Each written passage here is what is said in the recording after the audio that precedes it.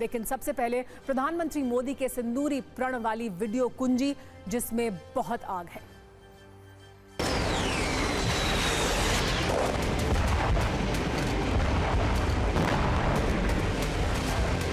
देश के दुश्मनों ने भी देख लिया, जब सिंदूर बारूद बन जाता है तो नतीजा क्या होता है। मोदी की नसों में लहू नहीं, गरम सिंदूर बह रहा है। मोदी का दिमाग ठंडा है, ठंडा रहता है, लेकिन मोदी का लहू गरम होता है। जो सिंदूर मिटाने निकले थे, उन्हें मिट्टी में मिलाया है। ये सिर्फ आक्रोश नहीं है, ये समर्थ भारत का रौद्र रूप है। आतंक का फन कुचलने की यही नीति है, यही रीति है।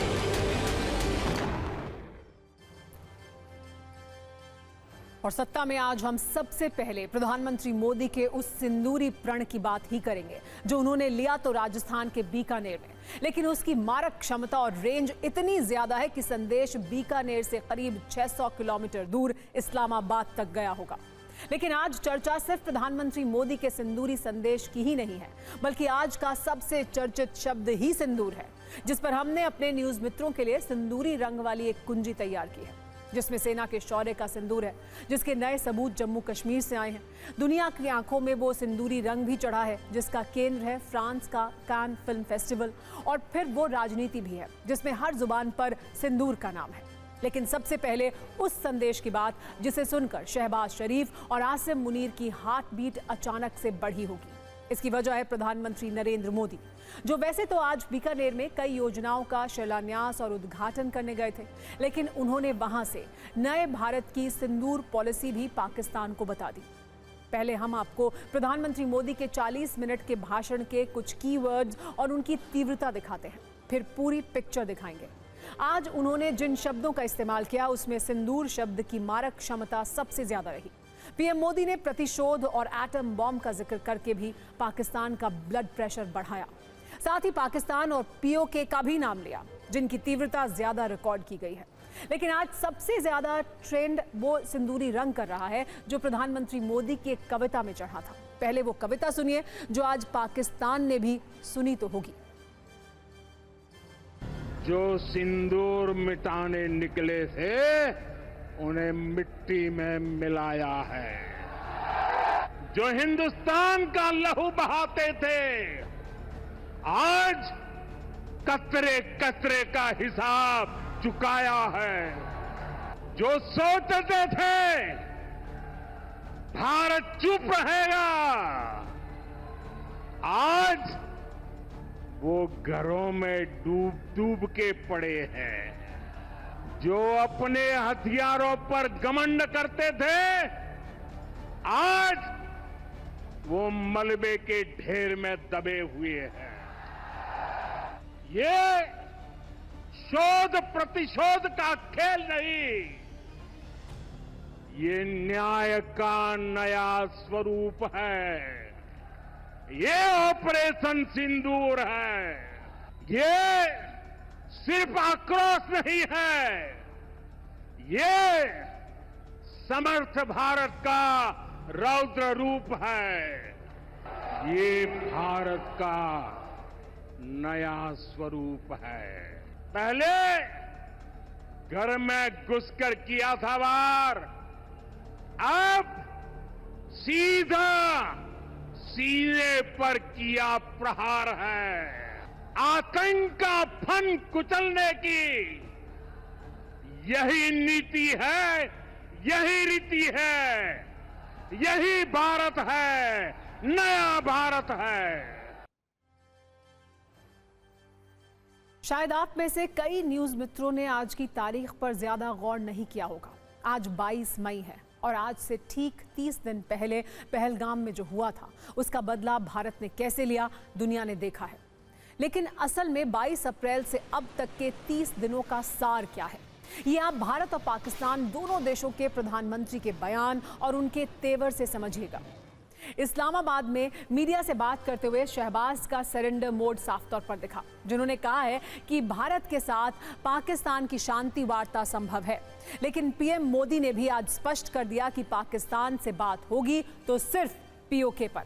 शहबाज का कहना यह है कि भारत पाकिस्तान के बीच यूएई या सऊदी में शांति वार्ता हो सकती है, लेकिन प्रधानमंत्री मोदी ने कह दिया है कि बात नहीं होगी, बल्कि अब पाकिस्तान को हिंदुस्तान में बहे खून के एक एक कतरे का हिसाब चुकाना होगा। शहबाज ने यह भी कहा है कि भारत की कार्रवाई के दौरान पाकिस्तान ने संयम रखा, जबकि दुनिया जानती है कि कैसे भारत के सामने शहबाज और मुनीर ने सरेंडर किया। और पीएम ने आज फिर से पाकिस्तान को यह चेतावनी दी है कि उसे हर आतंकी हमले की कीमत चुकानी होगी। कहते हैं मैदान कूटनीति का हो या कुटाई नीति का, बॉडी लैंग्वेज और तेवर सारी कहानी बयां कर देते हैं।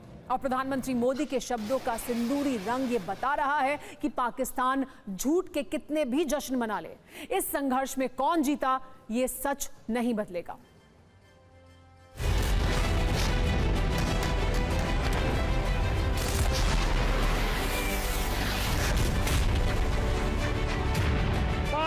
तारीख के हमले के जवाब में हमने 22 मिनट में आतंकियों के 9 सबसे बड़े ठिकाने तबाह कर दिए। मोदी का दिमाग ठंडा है, ठंडा रहता है,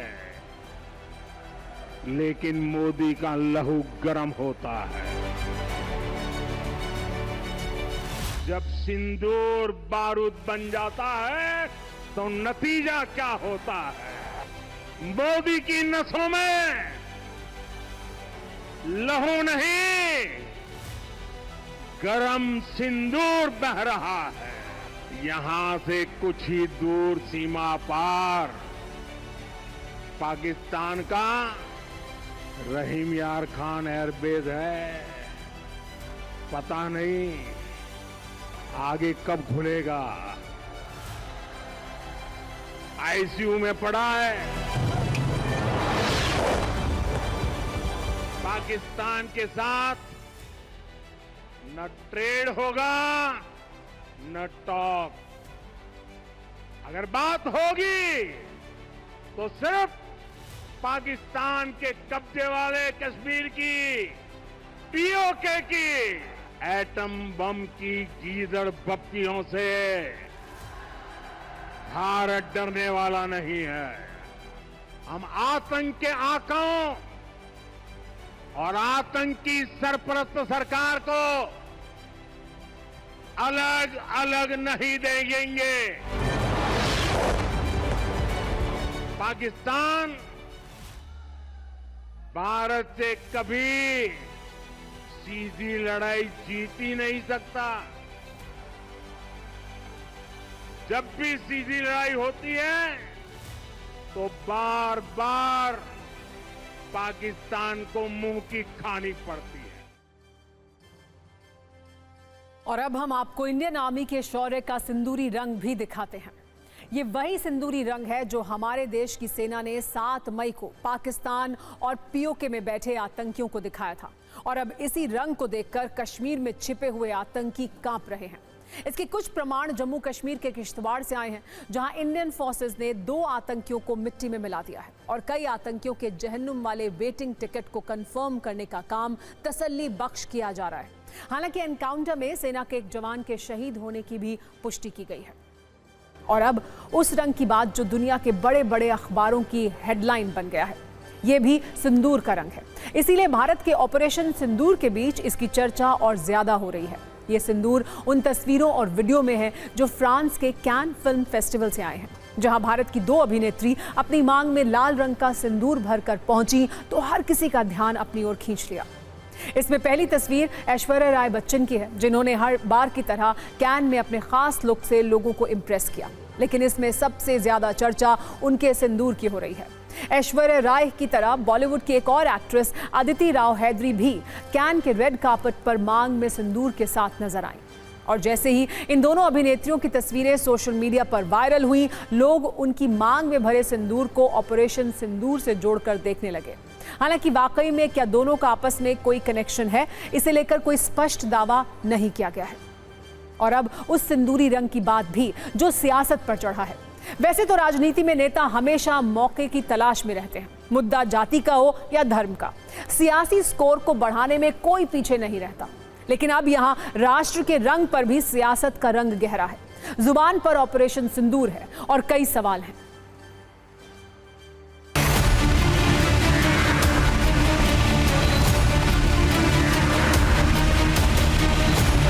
आज पहलगाम के आतंकी हमले को ठीक 1 महीना हो गया।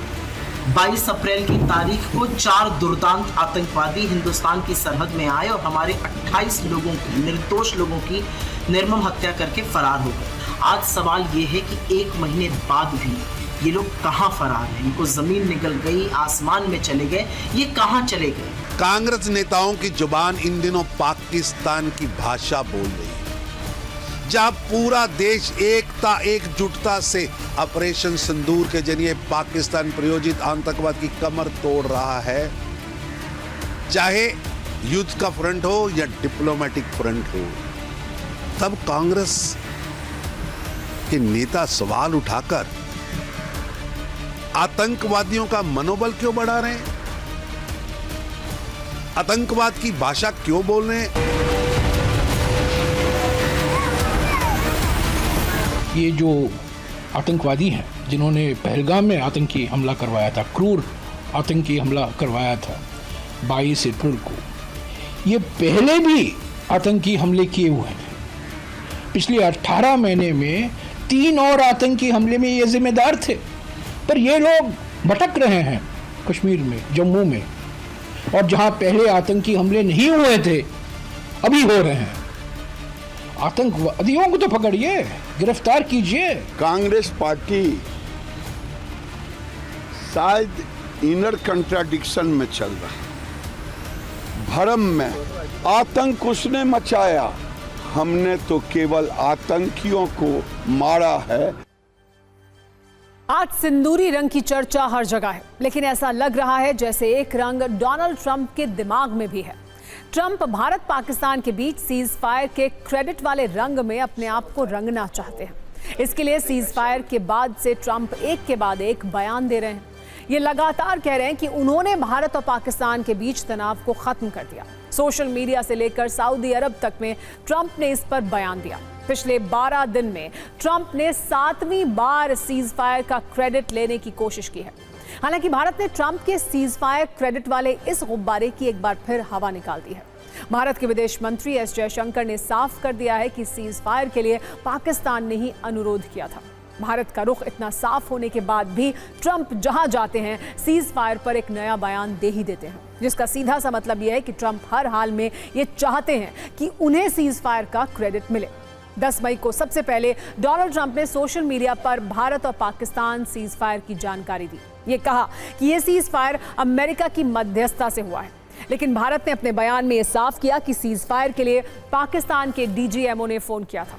इसके एक दिन बाद ही ट्रंप 2 कदम और आगे बढ़े, कहा कि वो कश्मीर पर भी मध्यस्थता के लिए तैयार है, जबकि भारत का साफ स्टैंड है कि कश्मीर पर किसी की भी मध्यस्थता मंजूर नहीं की जाएगी। फिर ट्रंप ने एक और दावा किया। उन्होंने कहा कि व्यापार रोकने की धमकी देकर सीज फायर कराया, जबकि भारतीय विदेश मंत्रालय ने साफ किया कि अमेरिका से व्यापार का सीज फायर से कोई लेना देना नहीं है।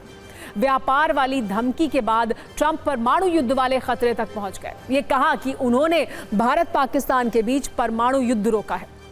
अब एक बार फिर ट्रंप ने बिजनेस को सीज फायर का टूल बता दिया।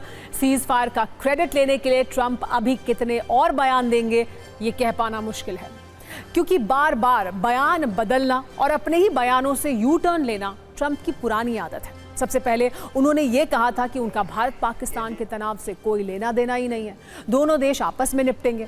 लेकिन जब तनाव खत्म हुआ तो वही ट्रंप सुपर हीरो बनकर क्रेडिट लपकने के लिए निकल पड़े, कहने लगे मैंने युद्ध रुकवा दिया है। लेकिन ट्रंप किसी बयान से यू टर्न ना ले, ऐसा कैसे हो सकता है? ट्रंप ने फिर बयान दिया कि उन्होंने युद्ध नहीं रुकवाया, उन्होंने तो बस इसमें मदद की थी। जब ट्रंप की क्रेडिट वाली भूख नहीं मिटी तो फिर से यू टर्न लेकर मैंने युद्ध रुकवाया वाले मोड़ पर पहुंच गए। ट्रंप ने भारत पाकिस्तान के बीच सीज फायर के क्रेडिट तक पहुंचने के लिए किस तरह अपने बयानों की गाड़ी दौड़ाई है, उसे इस रील से समझिए।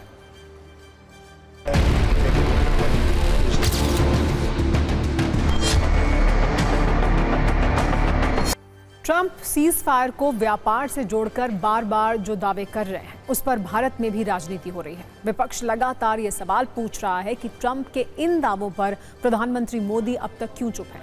हालांकि विदेश मंत्री एस जयशंकर ने आज खुलकर ये कहा कि सीज फायर सिर्फ और सिर्फ पाकिस्तान के अनुरोध पर किया गया।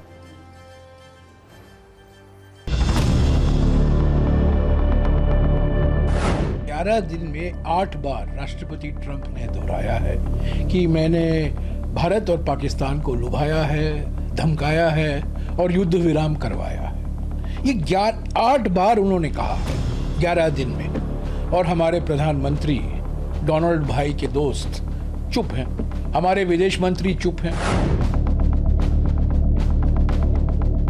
People of India do not know what is the trade deal, what Mr. Trump mediated using trade as a weapon.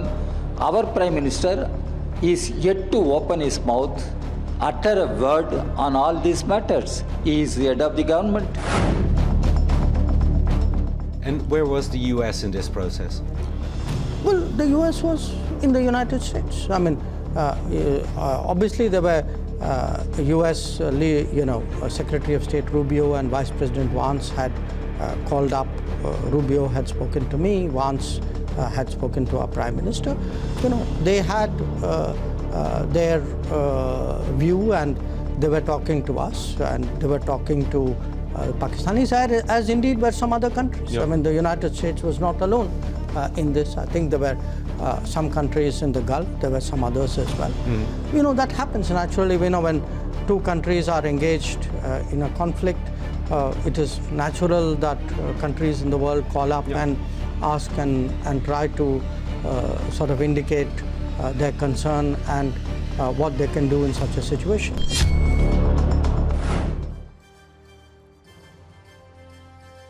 वैसे डोनाल्ड ट्रंप के बयान और उनकी वैश्विक कूटनीति को कितनी गंभीरता से लिया जाना चाहिए, इस पर हमेशा से सवाल है, क्योंकि उन्होंने कूटनीति के एक नए गली मोहल्ला संस्करण की शुरुआत कर दी है। ट्रंप ने व्हाइट हाउस में दक्षिण अफ्रीका के राष्ट्रपति सिरिल रामाफोसा के साथ जो किया, उसे कूटनीति का गली मोहल्ला संस्करण ही कहा जा सकता है। कूटनीति आमतौर पर शिष्टाचार के साथ की जाती है, लेकिन ट्रंप की कूटनीति में शिष्टाचार के लिए कोई जगह नहीं दिखती। सभ्य कूटनीति में जो बातचीत और विमर्श बंद कमरों में किया जाता है, वो ट्रंप खुलेआम मीडिया के सामने करते हैं।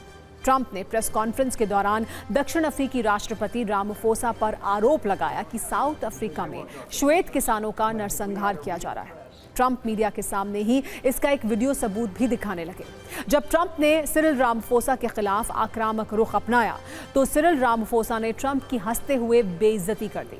ट्रंप को कतर से मिलने वाले हवाई जहाज पर रामाफोसा ने तंज किया, कहा, मुझे माफ कीजिए, मेरे पास आपको देने के लिए प्लेन नहीं है। वैसे ये कोई पहला मौका नहीं है जब ट्रंप ने डिप्लोमेसी का ये तरीका अपनाया हो।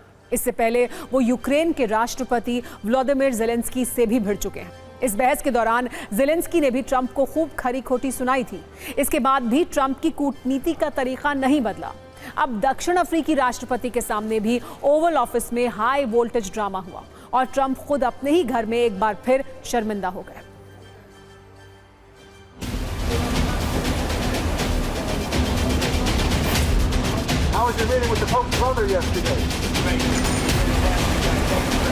और अब बात करते हैं कोविड वैक्सीन से दिल को होने वाले उस खतरे की, जिसकी लंबे वक्त से चर्चा हो रही है। अब इसको लेकर अमेरिका से एक बड़ा अपडेट सामने आया है। कोरोना वैक्सीन को लेकर अमेरिकी फूड एंड ड्रग एडमिनिस्ट्रेशन ने एक नया निर्देश जारी किया है। इस निर्देश के मुताबिक अब अमेरिका में कोरोना वैक्सीन बनाने वाली कंपनियों को इसके संभावित जोखिम के बारे में लोगों को बताना होगा। FDA ने आदेश दिया है कि सभी संभावित खतरों के बारे में कंपनियां वैक्सीन के लेबल पर चेतावनी लिखें। जानकारी के मुताबिक वैक्सीन का ये संभावित जोखिम दिल की बीमारियों से जुड़ा है, जिसमें मायोकार्डिटिस और पेरिकार्डिटिस जैसी बीमारी हो सकती है, जो दिल के रिस्क की बीमारी है। ये बीमारियां दिल की मांसपेशियों में सूजन से संबंधित है, जो हार्ट अटैक की वजह बन सकती हैं। कोविड वैक्सीन से हार्ट अटैक का जोखिम बढ़ने का दावा बहुत पहले से किया जा रहा है। हालांकि विश्व स्वास्थ्य संगठन से लेकर भारत में ICMR तक ने इन दावों को खारिज किया था। अब अमेरिका में कोविड वैक्सीन पर चेतावनी लिखने वाले फैसले के बाद ये चर्चा एक बार फिर शुरू हो गई है। सत्ता में अब बात करते हैं आतंकवाद पर पूरी दुनिया में बदनाम हो चुके पाकिस्तान के गृह क्लेश की, जो पिछले कुछ दिनों से लगातार गंभीर रूप लेता जा रहा है। या फिर ये कहें कि भारत से युद्ध में हारा पाकिस्तान अब गृह युद्ध की तरफ जा रहा है, तो गलत भी नहीं होगा। सबूत के तौर पर आज हम पाकिस्तान की डबल मुसीबत वाली कहानी आपको बताएंगे, जो उसके घर के अंदर की है। चीन तुर्की के हथियार और IMF के लोन के भरोसे चलने वाले पाकिस्तान में जन आंदोलन हो रहा है। इसका असर आज पाकिस्तान की सत्ता का पावर हाउस यानी संसद तक में देखने को मिला। आपको दो तस्वीरों में आइए दिखाते हैं पाकिस्तान में इस वक्त चल क्या रहा है। हवाबाज शहबाज और फील्ड मार्शल मुनीर की पहली मुसीबत बलूचिस्तान वाली है। आज पाकिस्तान की संसद में बलूचिस्तान मुद्दे पर जबरदस्त संग्राम छिड़ गया। पाकिस्तानी सांसद एमल वली खान ने ही शहबाज और मुनीर की पोल पूरी दुनिया के सामने खोल कर रख दी। ये कह दिया कि बलूचिस्तान में जुल्म हो रहा है और वो अब हाथ से निकल रहा है। वहीं दूसरी तस्वीर पाकिस्तान के सिंध प्रांत की है, जहां पानी को लेकर सत्ता विरोधी संघर्ष हो रहा है। आम लोग सड़क पर उतर चुके हैं। कई इलाकों में फायरिंग हुई है, आगजनी हुई है, तोड़फोड़ हुई है। कहानी यही है कि अब ये प्रदर्शन धीरे धीरे आंदोलन का रूप ले रहा है। आपको आज पाकिस्तान के सांसद का बयान भी सुनना चाहिए, जिसमें उन्होंने खैबर पख्तूनख्वा और बलूचिस्तान पर शहबाज शरीफ और आसिम मुनीर को चेताया है। ये संदेश दिया है कि पाकिस्तान की आवाम कैसे अब गृह युद्ध वाले मोड में आ चुकी है। पिछले कुछ महीनों में बलूचिस्तान पाकिस्तान के लिए सबसे बड़ी चुनौती बन चुका है। विशेष तौर पर मुनीर आर्मी के लिए गंभीर चुनौती है, क्योंकि अब बलूचिस्तान एक दिन भी पाकिस्तान के अत्याचार को सहने को तैयार नहीं है। अब बलूचिस्तान को सिर्फ और सिर्फ पाकिस्तान से आज़ादी चाहिए। BLA बार बार अपनी शक्ति से पाकिस्तान की सत्ता को ललकार रही है, पाकिस्तान के सैनिकों की हत्या कर रही है। बलूचिस्तान में बगावत की कई वजहें हैं। बलूचों पर पाक सरकार और सेना जुल्म करती रही है, जबरन गिरफ्तारियां हुई हैं। हालत यह है कि बलूचिस्तान के पास पाकिस्तान का 44% क्षेत्रफल है, लेकिन गरीबी और बदहाली कुछ ऐसी है कि यहाँ 70% आबादी गरीबी रेखा से नीचे है। पाकिस्तान की सरकार पर चीन के साथ मिलकर वहां के खनिज को लूटने का आरोप भी लग रहा है। पाकिस्तानी संसद में कम प्रतिनिधित्व का भी यहां पर आरोप है। Baloch Liberation Army, Baloch Liberation Front, United Baloch Army, Baloch Republican Army, ये वो संगठन हैं जो शहबाज की सत्ता के विरोध में उतर चुके हैं। बात पाकिस्तान की दूसरी मुसीबत की भी कर लेते हैं। ये पाकिस्तान के दूसरे प्रांत सिंध की तस्वीरें हैं, जहां शहबाज शरीफ सरकार के विरोध में व्यापक हिंसा हो रही है। हिंसक प्रदर्शनों में 3 लोगों की जान चली गई है। शहबाज की सरकार के खिलाफ गुस्से का लेवल कितना हाई है, इन तस्वीरों से आप समझ सकते हैं। सिंध के नौशेरा फिरोजपुर से भी गोलीबारी की खबरें मिली हैं। ये प्रदर्शन पिछले कई दिनों से जारी है। हालात लगातार बिगड़ते जा रहे हैं। सरकार विरोधी भावनाएं पूरे प्रांत में फैली हुई हैं। कई शहरों में विरोध प्रदर्शन हो रहे हैं। सिंध में आवाम के आक्रोश की मुख्य वजह पानी है। सत्ता में लेकिन आइए अब बात करते हैं सुप्रीम कोर्ट की ईडी पर उस टिप्पणी की जिसकी चर्चा हर जगह हो रही है, जिसकी वजह है ईडी को लेकर विपक्ष कई बार जो सवाल पूछ रहा है। वैसे ईडी की कार्रवाई पर राजनीतिक सवाल पहले भी उठ चुके हैं, लेकिन इस बार सुप्रीम कोर्ट का रुख बहुत सख्त है।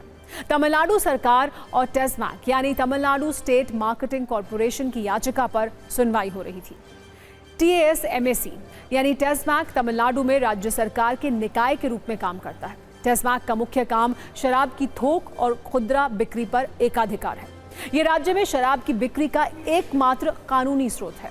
ईडी ने भ्रष्टाचार के मामले को लेकर इसके कई ठिकानों पर छापेमारी की थी, जिसके खिलाफ दायर याचिका पर आज सुप्रीम कोर्ट में सुनवाई हुई।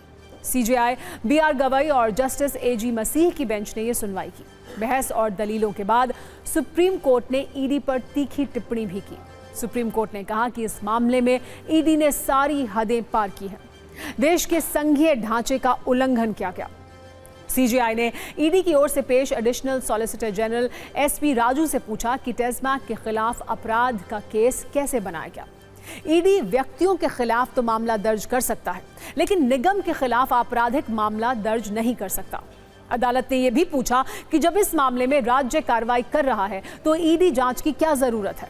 तमिलनाडु सरकार की याचिका पर ईडी को नोटिस भी जारी किया गया है। सुप्रीम कोर्ट ने इस मामले में आगे की जांच और कार्रवाई पर रोक लगाने के भी निर्देश दिए हैं। ये भी कहा कि इस मामले में अगली सुनवाई छुट्टी के बाद होगी। आपको बताते हैं कि ये पूरा मामला है क्या, और एएसजी का ये दावा कि एक बड़ी धोखाधड़ी में नेताओं को बचाया जा रहा है, इसका सच क्या है। दरअसल ईडी ने इसी वर्ष मार्च में टेस्मैक मुख्यालय पर छापेमारी की थी। ईडी का दावा है कि इस मामले में 1000 करोड़ रुपए की हेराफेरी का पता चला है। धोखाधड़ी से शराब को तय कीमत से ज्यादा पर बेचने के भी सबूत का ईडी ने दावा किया है। लेकिन सुप्रीम कोर्ट का साफ साफ कहना है कि राज्य सरकार जांच करेगी, एक्शन लेगी, इसमें ईडी का कोई काम नहीं है। यहां पर नोट करने वाली बात यह है कि तमिलनाडु राज्य विपणन निगम ने ईडी की कार्रवाई के खिलाफ याचिका दायर की थी। इसे मद्रास हाईकोर्ट ने खारिज कर दिया था, जिसको सुप्रीम कोर्ट में चुनौती दी गई। और आज सुनवाई के दौरान सुप्रीम कोर्ट ने ईडी को कड़ी फटकार लगाई। सुप्रीम कोर्ट के वरिष्ठ वकील कपिल सिब्बल ने सीजेआई की बेंच के सामने तमिलनाडु सरकार का पक्ष भी रखा और ये कहा कि 2014 से 2021 तक इस मामले में 41 एफआईआर दर्ज की जा चुकी हैं।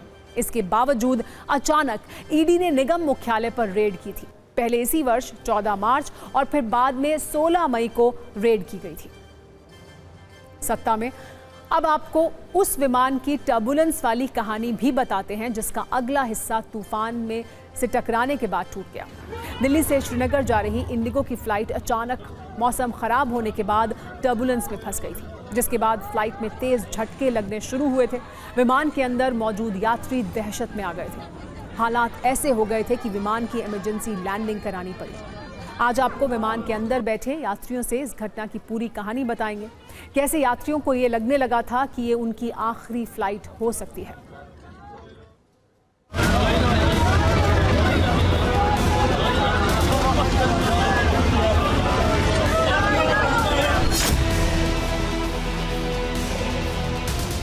देखिए, जो ये फ्लाइट टेक ऑफ हुई दिल्ली से, इट वाज वेरी स्मूथ, बहुत स्मूथ थी। 20 से 25 मिनट थी मुझे लगता है कि लैंडिंग होने को। तो अचानक से कॉकपिट से अनाउंसमेंट आया कि अभी हम रफ पाथ पे गुजर रहे हैं तो टर्बुलेंस होगी, फास्टन योर सीट बेल्ट। मुझे लगा कि नॉर्मल टर्बुलेंस होगी तो चलेगा, 2-3 मिनट होगी तो थोड़ा तो चलेगा। बट जो ही हमने ये टर्बुलेंस देखी, जो ही हम इस रफ पेज में गुजरे, इसमें जब हम घुसे तो प्लेन एकदम से ऊपर हाइट से नीचे चला गया। जो ये इतना नीचे चला गया, हमें लगा कि शायद कोलाइड हो गया किसी से।